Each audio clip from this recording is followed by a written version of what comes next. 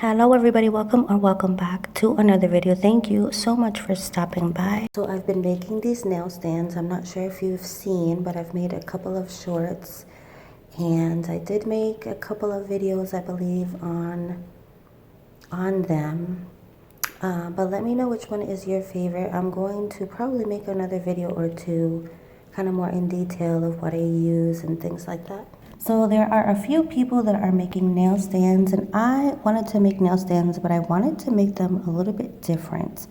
So when you go and you buy a nail stand from Amazon or AliExpress or eBay or wherever you get your nail stands, I've got a few, and I don't know if it's the stand itself or the little piece right here that I have in my hand that attaches to the stand that the nail sits on top of. I think that both of the magnets that come with those are kind of weak, so I really wanted to make my own. Now the newest magnets that I have are nice and strong, but still the little pieces right here that the nail attaches to, I still feel like those magnets in there are still not strong enough. So I would just, I just would hope that when they come out with these nail stands from now on, that they have the magnetic part be really strong. Really, these are just for, maybe setting up some press-ons and setting the nails up on your stand so that it's easier for you to paint or decorate. But for me, sometimes I like to buff the nail right on top of the little piece that holds the nail. I like to take it off. I will not buff with it attached to the stand because it'll probably fall off, right? So, I don't know. I just wanted to create my own version. I hope that you enjoy it. Again, let me know what you think. Just a FYI, I'm currently still under the weather just a little bit, so excuse for the way that I sound, but I am getting better. So I do have Glaze by Sculpey here. It's good. I just don't think it gives me the shine that I really want. Also, resin hardens to like rock hard. So I really wanted to coat these pieces with UV resin. Here it is. I did get this on Amazon. I will be sure to link it down below for you all. I'm just going to show you the process of what I do, how I glaze my little nail stands here. And I kind of do one side and then I'll do the other side. I do have an idea to make a little cupcake for a nail stand, so that probably will be my next little creation. I cannot remember where I got these brushes from, but they're little aquarium brushes, and I never used them. And I thought, well, why not use them for glazing? So I took them out, and I'm going to be using them. I'm trying to get a little close here so that you guys can see exactly what I'm doing. I want the resin to kind of fall into the little nooks and crannies of the cookie. It might take away a little bit of detail, like slightly, but that's okay. I'd rather, the clay be covered in resin so that it can last a while and not like chip or anything like that. For me, for some reason, I feel like the round tipped brush or the roundness of this brush really just makes it a lot easier for me to glaze. I'm also going to go through my old resin pieces and see what I can turn into a nail stands. I made so many pieces and really did nothing with them. I was going to turn them into jewelry and then keychains, and I didn't really do much with them.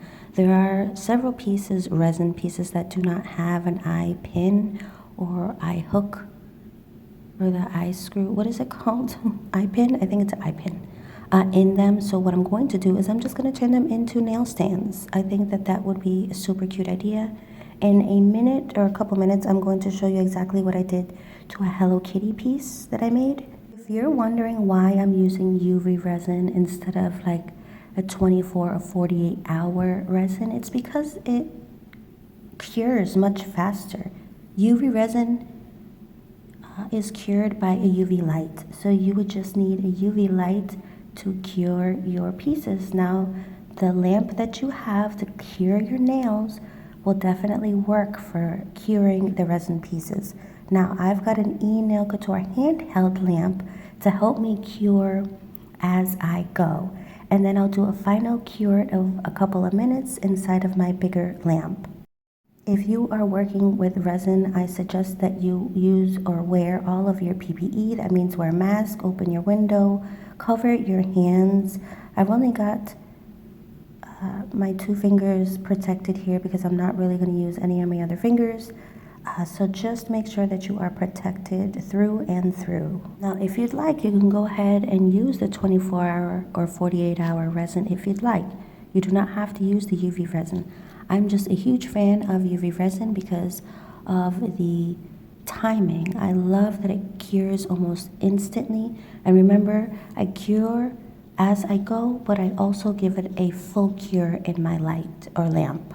Also, I'm not sure if you can tell, but I'm not using a lot of UV resin. I see a lot of people just really get so much resin on a little tiny piece. It's not necessary.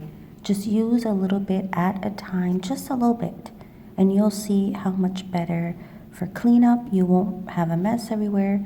I try to make as little mess as possible. Also really don't want these things dripping because what's going to happen is the resin is going to seep to the bottom and it'll stay there. And if you don't notice it, that it's there, it'll kind of just sit there. And when you go to cure it, it's kind of like gel. If you don't remove any of the gel off your skin or any place that you don't want it, it's going to stay there.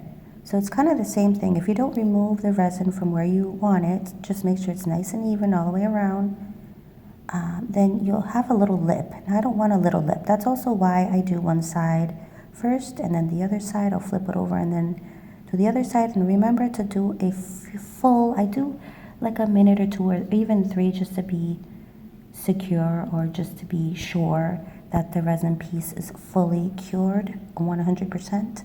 I'm going to see if I can create my own little stands that the nail attaches to, just because I feel like those are not very strong. I'm going to try that out and see how that goes. And hopefully I can create something that actually works for me. Hey, how was everybody's Thanksgiving? I hope everything went well and that you had a beautiful day. I'm going to try my best to speed this video up so that it is not a long video. I don't want to take too much of you guys' time like always, but if you watched the entire video, I truly appreciate you. If you watched the entire video, make sure to leave me a little snowman in the comment section below.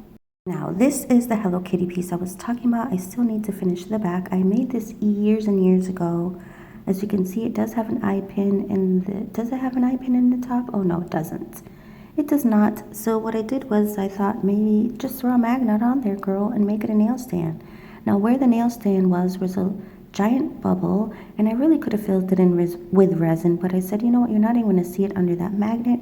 Also, there are 2 tiny bubbles, one by the lollipop, I know you can see them, and one by the little star. I think I'm going to add some little rhinestones and kind of cover those bubbles, and we will be good to go. You won't even notice that those were even there at all.